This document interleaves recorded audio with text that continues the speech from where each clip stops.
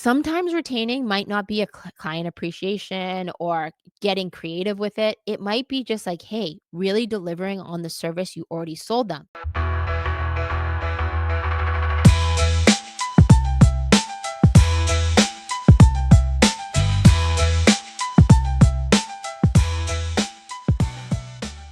Welcome to the Moms Makin Dough podcast. I am your host, Kendra Hewitt, and today's episode, we're going to talk about 5 ways you can inject cash into your business.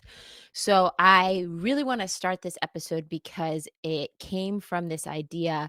I've just been every week I review like coaching clients I'm working with, what we're working on, where they are in their specific targets for the quarter, and we are coming to midway of Q2, which is like, shit, time's flying by, right? So I wanted to start because I started thinking about today's topic and just thinking about the ways that we look when we look at a business, what are some of the strategies that are very common that we put in place. And I started to realize that I have kind of a little bit of a checklist that I go through. So this episode is me going to be walking through my checklist for ways that I increase cash flow into a business. Now, some of them are going to be, I'm going to start with what I call some low hanging fruit. But then some of them are going to be a little bit more time intensive. But I'm really going to focus on simple ways you can implement any of these 5 areas into your checklist. And I'm going to specifically break the last one down a little bit more. But I wanted to talk about kind of the why behind it, right? So I find that when you are at maybe not even a stuck point in your business, maybe you're just sustaining, maybe you're maintaining, and or maybe you are starting to get this feeling. And this is where I like to take feeling into business, like the feelings and the facts, right? Um, for me, I know in one of my businesses, I've just had this really instinctual calling to kind of clean a couple things up. So I've been really focusing on that this quarter in one business, but my other business that's much newer, I have to do some of these more simple strategies because it doesn't have the track record that my older business has right now. So I wanted to dive in and talk a little bit about um, when you have to decipher the facts versus the feelings. So I always like to say is like we want both. Usually when you start to make business decisions, some of them, especially for us females, they usually start with a feeling of like, hey, the feeling might be I need more money. And that I know that's not a feeling. Don't get me wrong. But it's like, what's the fear behind that? Is the feeling fear behind of like, hey, we might not have enough money? Um, is it fear of, hey, my employees, if I don't pay them more, might move on to someplace else and they're pivotal to my success? What is that kind of, even though the symptom or how it comes out as, this is the what's happening. This is whether it's, I don't want to lose my employees, or I want to reward my employees more, or I'm not bringing in enough cash from my business. I'm not making my overhead. I am making my overhead, but not really paying myself that much. Whatever those symptoms are, however that statement comes out when I'm working with a client, I always first like to start to dig behind the feelings, because here's what I find.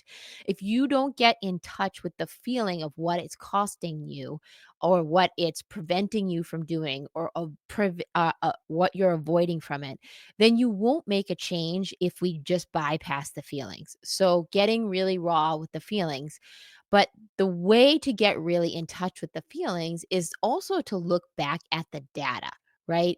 And so there's 2 parts to really making a decision when it comes to your business. And number one, I like to say as females, it's very I feel like we're very comfortable with the instinctual feeling of like, hey, I know I need to make a shift, and or I feel a shift coming. Some of us, when we feel even hear the word shift, or I like to say the word pivot a lot, some of us get viscerally we respond to that word. So the reason I'm using shift is because that's a word that I find a lot more people will move towards rather than away from when I talk about this. And the second thing is that then for making a good decision, we need to have data to support that, right? So we need a combination of the facts first. I like to always lead with the facts and then the feelings behind it. So I'm going to give you an example. Let's say, like I said, it's like, hey, I barely made my overhead this month, which is a common thing. Some months are better than others in lots of different businesses. But barely making your overhead is a symptom and a sign that something needs to be shifted. And so we are going to look at 5 elements possibly that we would look at before we really compile those facts and then to determine, hey, what are those feelings? But I feel like at this moment in time, in all different ways, everyone I'm working with right now one-on-one and in a couple of the groups I'm running is really starting to feel some sort of shift in our business. And I always like to say is like when you start your business, it evolves over time, right? It's constantly an evolving thing if you want to stay in business. So really starting to pay attention to like, hey, here's some of the facts of things that are happening in my business, and here's what I feel about those facts. So leading with facts so that you don't get into a fantasy about where your business is really at, but also not ignoring or avoiding the feelings that are associated with those facts. So let's dive into the 5 ways that we're going to look at these today of injecting cash in your business. Number one, the first way that you are going to look at and possibly inject cash into your business is your pricing model. So let's think about this. There are many businesses I work with that have not adjusted their pricing in a really long time. And there's also, this is when I talk about pricing, what also comes up is a lot of how perceived value. And also, I see a lot of self worth when it comes to female entrepreneurs come up in this pricing model. And all I'm asking you in this simple first strategy of injecting cash into your business is really just to ask yourself, when was the last time you looked at how you price your products and services? And I often find that there are some businesses I work with that they automatically adjust their prices every year. And that is worked into their system and their operating model. But the average small business owner doesn't really adjust their pricing on a consistent basis. So this is just encouraging you to, last time you looked at it is like, where did you fall? And now there's a couple models on the pricing. Now, number one, when we talk about data to support your business decisions, is like you need to really start to pay attention and know, what does it cost to deliver your product and service. And I'm going to use an example that comes to me because I feel like it's one that's concrete, but obviously whatever industry you're in, you're going to have to do your own research here and due diligence. And so, like, if you have a hair salon, let's take that as an example, and it's like your primary service is coloring hair. And it costs you $50 for all the products you need to color one person's hair, but you charge 55, right? Like that's a problem, right? And then let's say now all of the shifts in pricing and actual product to deliver it. When was the last time like you saw a price adjustment on some of the products that are required to deliver your service? In this case, hair. So, what we're seeing across the board, it doesn't matter what industry you're in. We're in a time where prices are shifting. Stuff, especially since COVID, is going up. It's not since Trump came into the office that prices are adjusting, and chances are it's only going to continue to adjust more. So you have to really be on top of like, hey, what does it cost for me to deliver the type of service I deliver, and have a hard number so that when you're looking at your pricing model, you can see a red flag if you, like I said, your product costs 50, but you charge 55. Major problem. You're not going to be paying your rent that month, right? So let's talk about that a little bit. And so just really getting an idea of a clear number of what each product or service you deliver actually costs you to produce before you put it price it for the consumer. And then the next thing I want you to do is then this is something I often get pushback on, but it's like, what are other people in your area?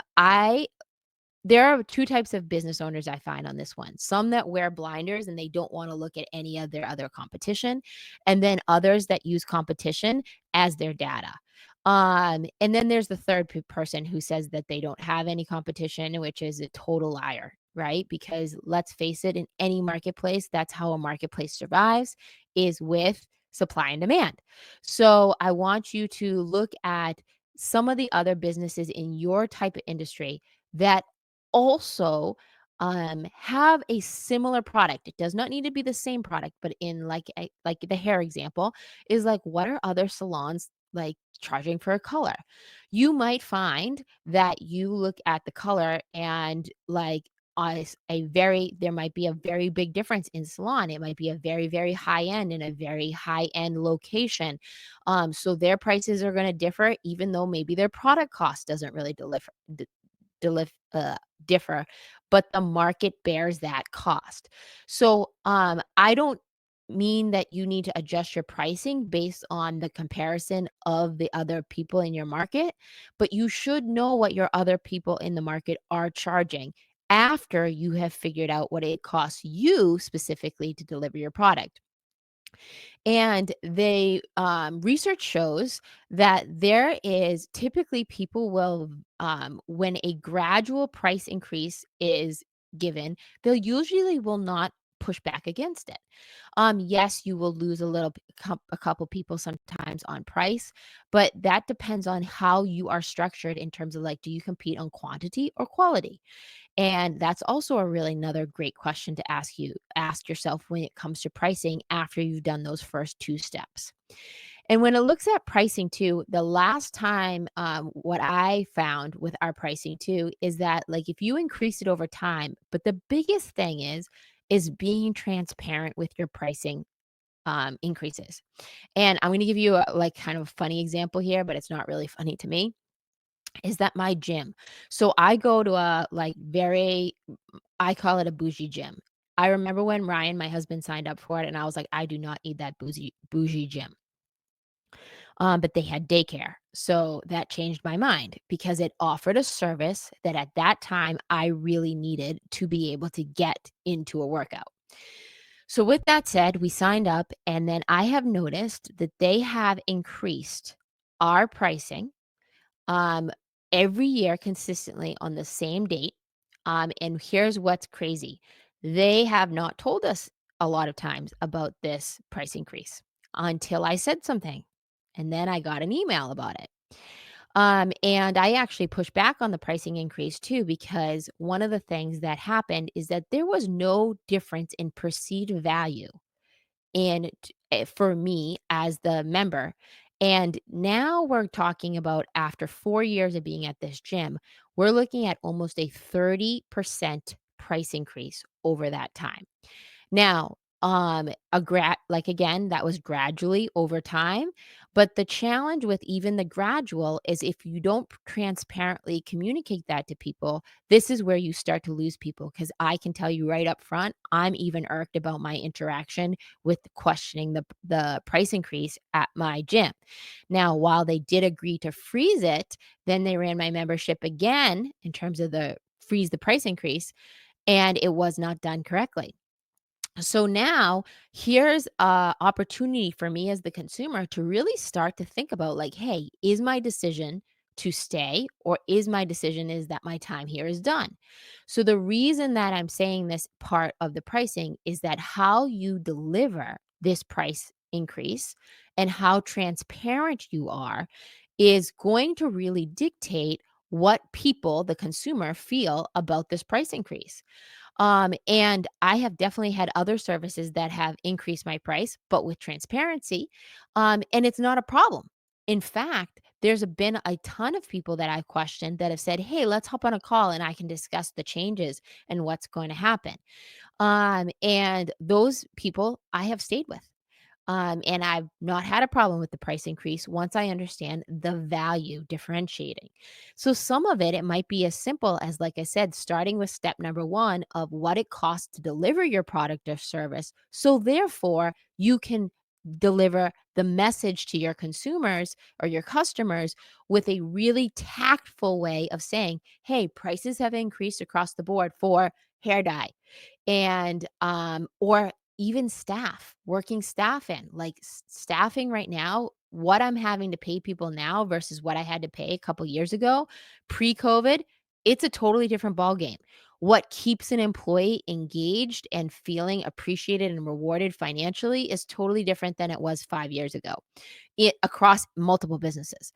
So just really thinking about how I'm going to relay my pricing increase. But that is absolutely step number one, the best way that you can inject cash into your business within the next couple weeks here is adjust your pricing model. Honestly, first of it, look at it, make sure that see where you're at. You want to know the facts on where you're at, data to support it, what it costs to deliver your product or service. And then you're going to start to look at like I said, the comparison model, just so you see, like, am I anywhere close to the market in my area or am I totally off the mark? And that's going to open you the opportunity for you to deliver more value when you do deliver the transparency of why and how you're increasing your prices, and obviously giving them some leeway of time and notice of time before that happens. But that's something that if you did just over the next couple of weeks here, you could have in place for Q3 and be looking at a different Q3 with very, very small changes. If you did just that strategy, you would definitely inject cash into your business. Second one that we could do is product. So, looking at your product. So, you're going to see that these are 5 P's. Number one's pricing, number two is going to be product. And this is looking at of the products you currently offer, which ones are actually not producing that much revenue for you, and or is there opportunities for you to add a new offer. Now, it might be a new offer and that doesn't mean it has to be a new product or service. So I have a lot of people right now that are pivoting into adding new products and services. Often I find is that if you just do an assessment, look at the data and the facts of what your current products and services are, you will see that there's probably opportunities for the third thing, which is packaging your your product, right? So sometimes like I have a couple people right now that they have a physical product, but they haven't redone the branding or packaging or any of the ads for a couple years now. So it's like even a facelift to the packaging, number 3, would be an upgrade where that they can use for the next P, which is going to be your promotion, right? So, I just want to take it back a little bit, but let's look at the product. And so, this is using the process of addition and subtraction to figure out of the products and services you offer, which are the ones that I'm going to really, really focus on within the next quarter, maybe the next year. And I'm going to give you an example. I have a one client who's an accountant, and she is in the process of transitioning where when she started coaching with me, she only offered tax prep and bookkeeping services. And that was what her bread and butter. And when she originally came to me, she was wanting to adjust her pricing on her services. And so we went through that. And what we started to find out was that actually we needed to add a different product to her offering. And then we needed to package it. And she has built in 1 year a totally different foundation of her business to where tax prep by this time next year might be a service that she outsources completely.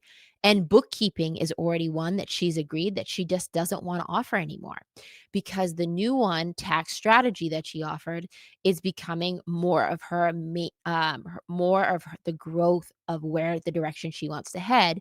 And now we're in the process of even adding another product onto that.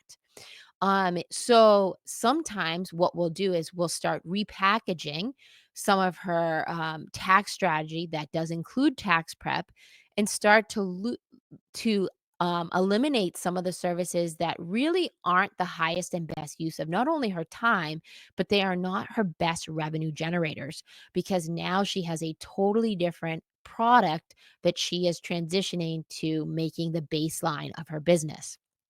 And it's the thing that she's more passionate about and also sees a lot more results with. So that's when it comes to product, making some shifts of thinking about what is a product that maybe need to eliminate. And I don't mean drastically, like it might take a year, like we're talking about right now, and or add a new offer. The add a new offer one though is one that can be up and running pretty quickly. So that's why I say it's one of the fastest ways to inject cash into your business.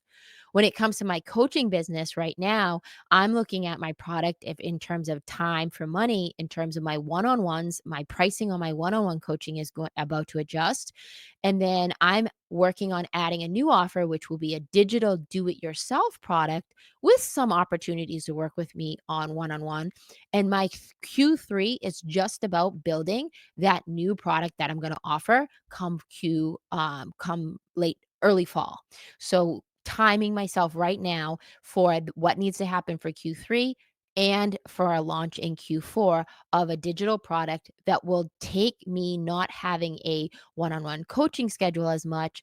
It will help me refine my one-on-one hours, but give me some freedom to also serve people that might not even have the financials behind it and or the desire to be one-on-one. They just want to clean up some stuff up on their own before they work one-on-one with a coach for specific reasons.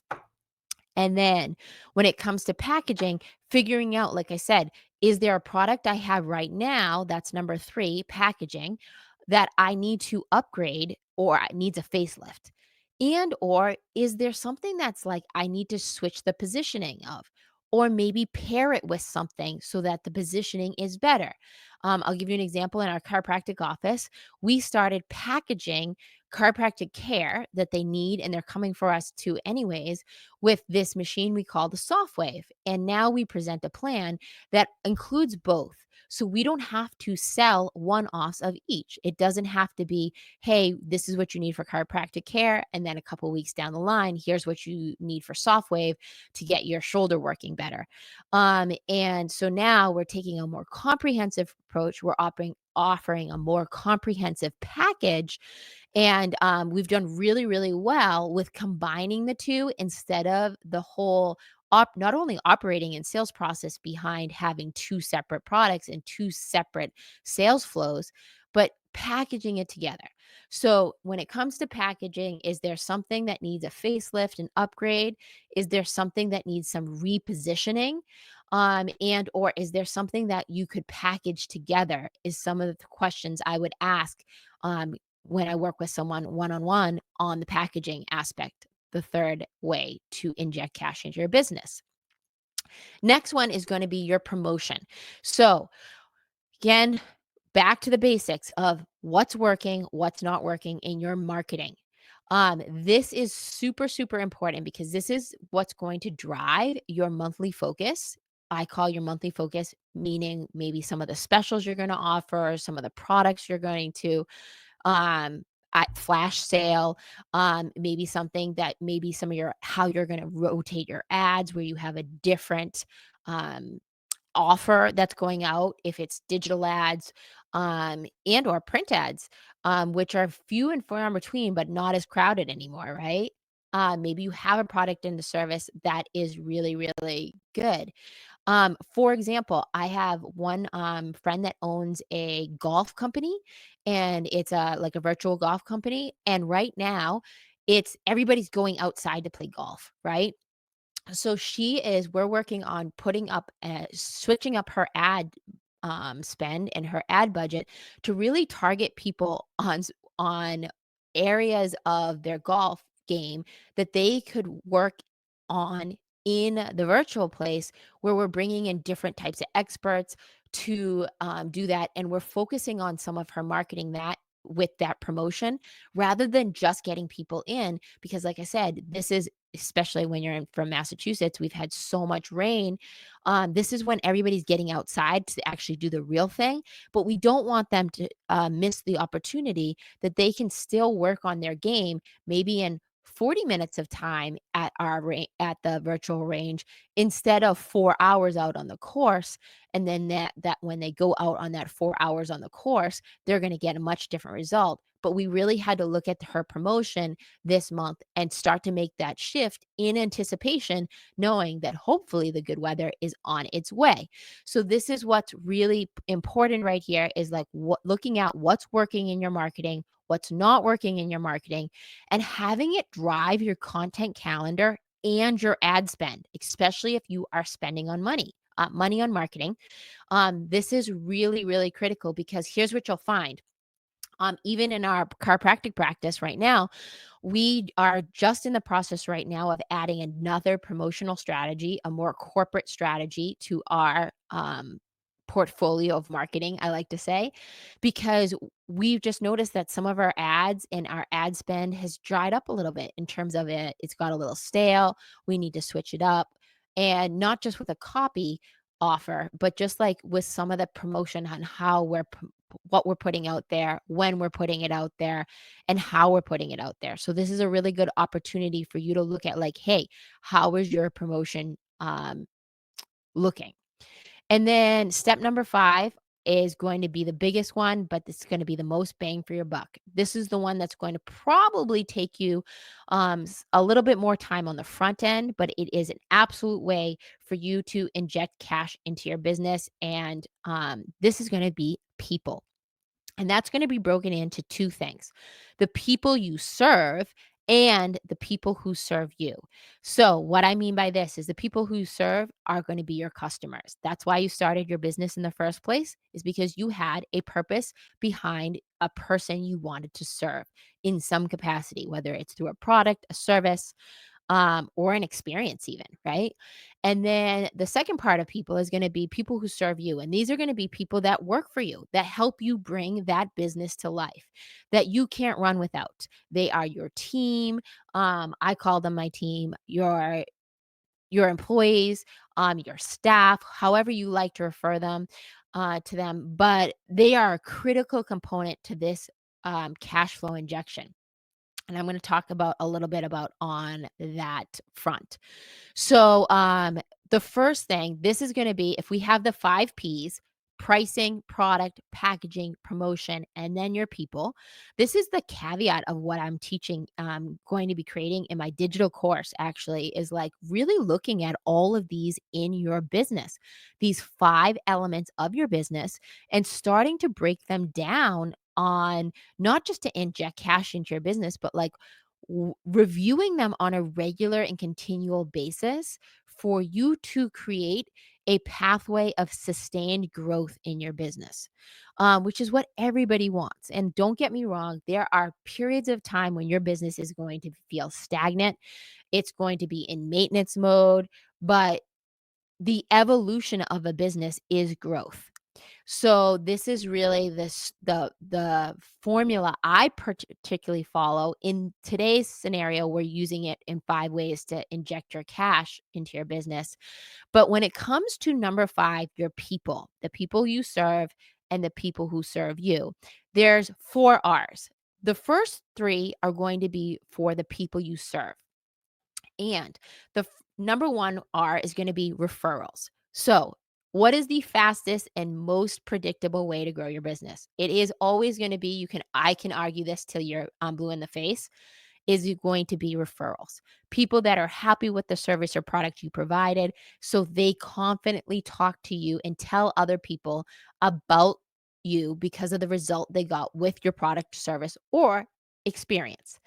So, when it comes to referrals, what I want you to think about is, first of all, is like where in your business practices do you consistently ask for referrals?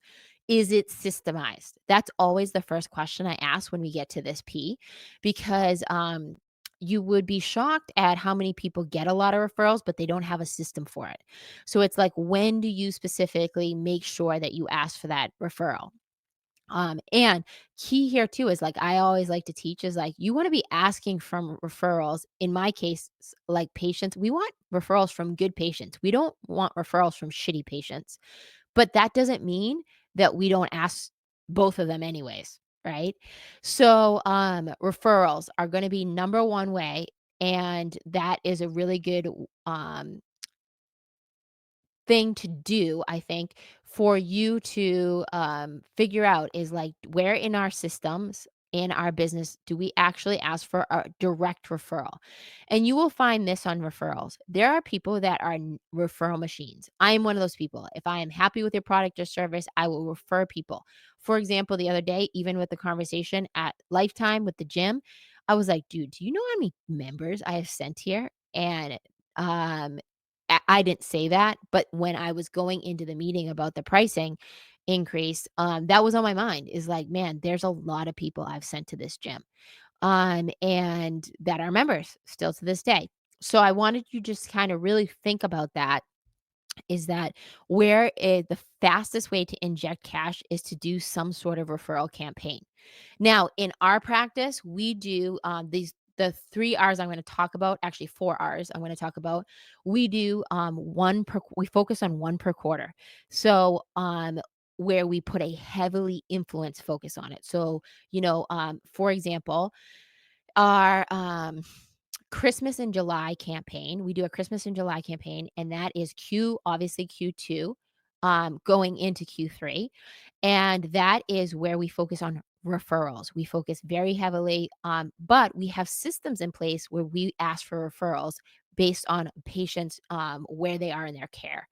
So, or in their experience with us. So, with the referrals, that is 2 times that I have designated where I know in our systems where we ask for the referral. It's usually after they've completed their first plan, and then we also ask for referral within their first, right after their new patient exam, because we wanna ask them if like, "Hey, based on the experience you had, would you want to have your family checked or your spouse checked, or do you know any friends or coworkers that need some support that are in pain, and want to get into wellness, or however we ask for it. But we have very specific ways that we ask for referrals, on a consistent basis. So, thank you guys so much for listening to this episode. If you found this episode helpful, please, please, please share it with other women, working women, and women business owners who might be able to use this information. And as always, please rate, review, and subscribe. And I look forward to seeing you next time on Moms Making Dough.